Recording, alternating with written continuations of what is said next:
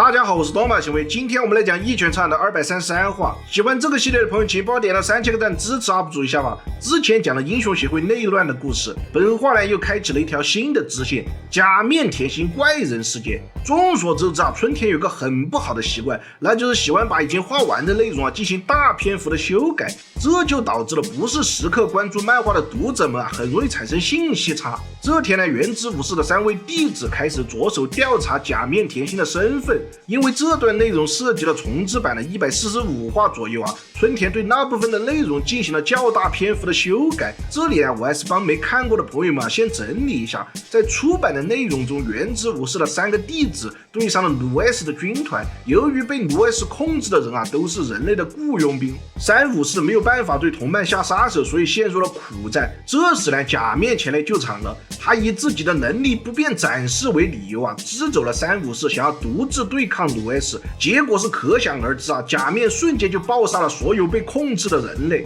不过这个版本已经被废弃了，现在版本中新增了3武士的战斗戏份，并且他们察觉到了假面异样的杀气，所以及时折返回来成功救下了雇佣兵们。之后呢，假面和3武士在观念上产生了严重的不合，并且假面也在被鲁 S 偷袭的时候暴露出了他不属于人类的一面。不过还好这一幕并没有被人看到过。我们现在说回到最新话，3武士查阅了大量资料过后都没有发现什么决定性的证据，只能说明假面甜心是一个身份相当可疑的男人。另外3武士对于假面甜心的看法也有些分歧，砖头武士一心觉得假面就是个杀人魔，放任他的话无疑是个隐患，而居合则是看出了假面心中善良的一面，觉得假面可能是个努力想要成为好人的怪人最后呢，几个人还是决定再观察假面一段时间，希望他最后能有一个好的结局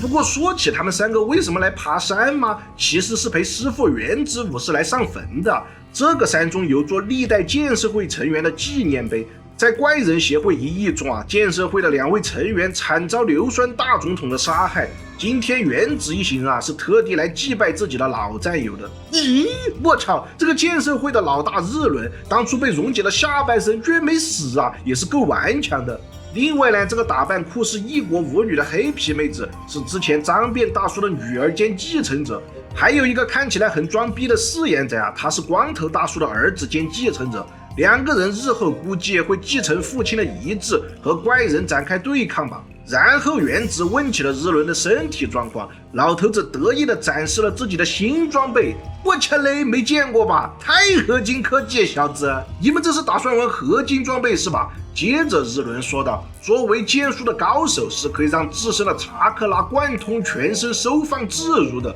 连武器中也一样可以注入能量。这一点呢，也同样适用于机械意志。说着他就掏出了一个苹果，仅仅是将剑在空中旋转了几圈我就感觉到了必然有不同寻常的大事要发生来吧，藤虎，让大家见识一下海军大将的实力吧。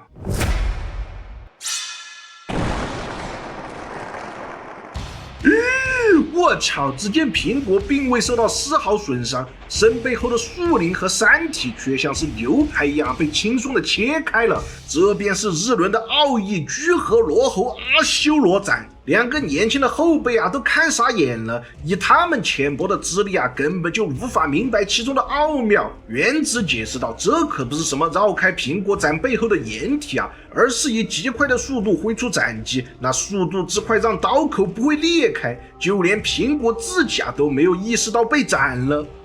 就离谱，你搁这儿气心到是吧？看来日轮的实力并没有因为受伤而衰退2个年轻人虽然是大为震惊，但同时也激发了他们对武术的探求欲。看来老师傅出来演武振奋人心，这也是让剑圣会维持进步下去不可或缺的阶段最后呢，日轮问起原子对于未来有什么打算。他也听说邦古最近选择退休了，而原子以前之所以加入英雄协会也是为了和邦古较量而已。不过这时的原子武士相较于刚出场的时候那种傲慢自负的心态似乎在战斗中被磨平了。和共赴生死的同伴为了正义而战的英雄行为让他体会到了武术之外的全新感悟，并且原子还发现了协会中隐藏了像 King 这种深藏不露的超级高手所以原子决定接下来要和 King 碰一碰，然后再考虑要不要继续做英雄。看到原子有了新的目标，心境也得到了提升，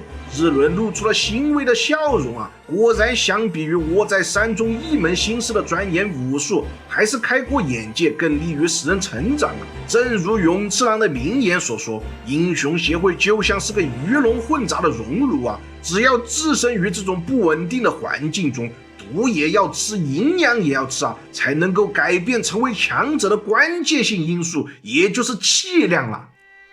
说到强者嘛，镜头一转来到了英雄协会门口，光头和杰诺斯切磋完回到了自己的公寓，强硬小子这边呢遵守了约定，已经帮黑金和波奇搭建好了狗窝。黑金虽然感觉有些羞耻，但是为了积蓄力量复仇，现在也只能委屈一下自己吃狗饭了。结果才刚吃了没几口，光头师徒就回来了。黑金一看到杰诺斯，当场就吓得躲了起来，生怕小杰回起当年自己被黑金痛扁的仇啊。强硬小子呢还在向杰诺斯做自我介绍，想和 S 级的英雄套套近乎，不曾想啊，杰诺斯当场就表示，不要再废话了，快把你的房间让给我吧，今天我就要搬家过来，我要和老师保持最近的距离哦。我靠，不愧是漫画界首屈一指的女仆机器人啊，我都想买一个了。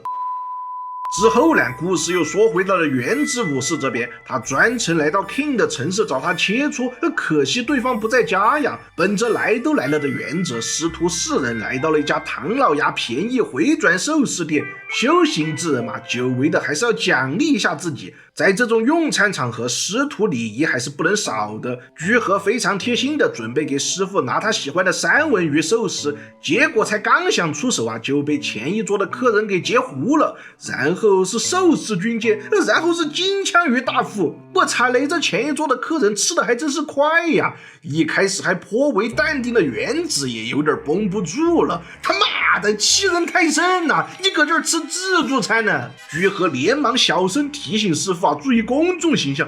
师傅啊，师傅，那本来就是自助餐啊，你是英雄啊，不能和普通人急眼的啊。但是下一秒，师徒四人就不约而同的愣住了。坐在他们邻座的这个男人，身着朴素的格子衬衣，低调的戴着黑色鸭舌帽，如此隐秘的着装啊，却隐藏不住他那强悍的隐形轰鸣声。正所谓踏破铁鞋无觅处，原子武士连忙上前放话道：